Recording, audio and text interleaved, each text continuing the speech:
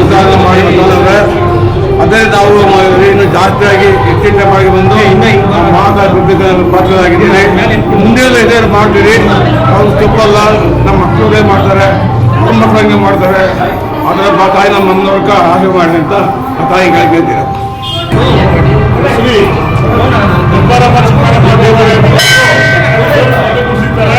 ಇದು ಇನ್ನು ಮುಂದೆ ನಡ್ಕೊಂಡು ಹೋಗ್ತದೆ. ಈ 9 ದಿನಗಳ ಕಾಲ ಪ್ರತಿದಿನ ಪೂಜೆಗಳು, ದೇವಿ ಅಲಂಕಾರ ಇರ್ತದೆ. ಈ ಪೂಜೆ ಅಲಂಕಾರಗಳಿರುವ ಅಂದ್ರೆ ನಮ್ಮ ದೇವಿ ಮಹಿಷಾಸುರನ ಮರ್ದಿನಿ ಮಾಡಿ ನೀವು ಆಗದಂತ ನವರಾತ್ರಿ ಉತ್ಸವ ಹಾಗೂ ವಿಜಯದಶಮಿಗೋಸ್ಕರ ಎಲ್ಲ ಮಾಡ್ತಾ ಇದ್ದೀರಿ.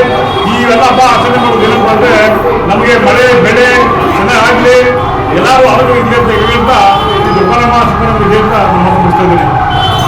ದೊಡ್ಡಮಾರಮ್ಮ ಚಿಕ್ಕಮಾರಮ್ಮ ದೇವಾಲಯದ ಪೂಜಾ ಕಾರ್ಯಕ್ರಮ ವಿಜೃಂಭಣೆಯಿಂದ ಆಚರಣೆಯಾಗಿದ್ದು ಇನ್ನು 9 ದಿನ ಕಾಲದಲ್ಲಿ ದಿನನಿತ್ಯ ಪೂಜೆ ಕಾರ್ಯಕ್ರಮ ವಿಜಯದಶಮಿವರೆಗೂ ಆಗ್ತಾ ಇದೆ. ಈ ಪೂಜೆ ಅನಾದಿ ಕಾಲದಿಂದ ನಡೆಸ್ಕೊಂಡ್ಬರ್ತಾ ಇದ್ದಾರೆ. ಈಗ ನಾವು ಸರಳವಾಗಿ ನಡೆಸ್ಕೊಂಡ್ಬರ್ತಾ ಇದ್ದೀರಿ.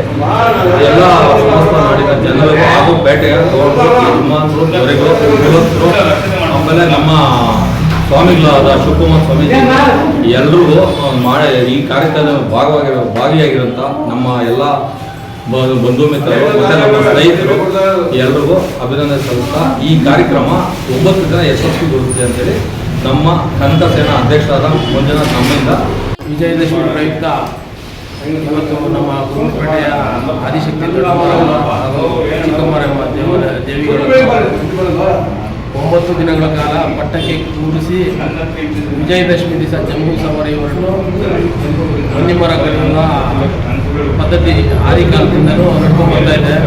ಅದೇ ರೀತಿಯಾಗಿ ಈ ದಿನ 9 ದಿನಗಳ ದೇವರುಗಳ ಪಟ್ಟಕ್ಕೆ ಕೂರಿಸುವ ಸಂಪ್ರದಾಯ ಇರುತ್ತೆ. ಇವತ್ತು ನಾವು ಎಲ್ಲ ಪೇಟೆಯ ಗೌಡರು, ಯಜಮಾನರು, ಕುಲಬಾಂಧವರು ಹಾಗೂ ನಮ್ಮ ಎಲ್ಲ ಯುವಕರು, ಮಿತ್ರರು ಎಲ್ಲ ಸೇರಿ ಪಟ್ಟ ಕೂರಿಸುವ ಕೆಲಸನ ಇವತ್ತು ಸರಳವಾಗಿ ಆಚರಣೆ ಮಾಡಿದ್ದೀವಿ. ಇದೇ ರೀತಿಯಾಗಿ ಹೋಗ್ಕೊಂಡು ಹೋಗಲಿ ಎಲ್ಲ ಕುಲಬಾಂಧವರಿಗೆಲ್ಲ ಬುದ್ಧಿ ಕೊಟ್ಟು ಇನ್ನೂ ಹೆಚ್ಚೆಚ್ಚು ದೇವರ ಸೇವೆ ಮಾಡಲು ಅವ್ರಿಗೆ ಹೆಚ್ಚೆಚ್ಚು ಬುದ್ಧಿ ಕೊಡಲಿ. ಎಲ್ಲ ಬಂದು ದೇವಾಲಯದಿಂದ ಒಳ್ಳೆ ಧರ್ಮ ಬೆಳೆಸ್ಕೊಂಡು ಹೋಗಲಿ ಮುಂದಿನ ದಿನಗಳಲ್ಲಿ ಅಂತೇಳಿ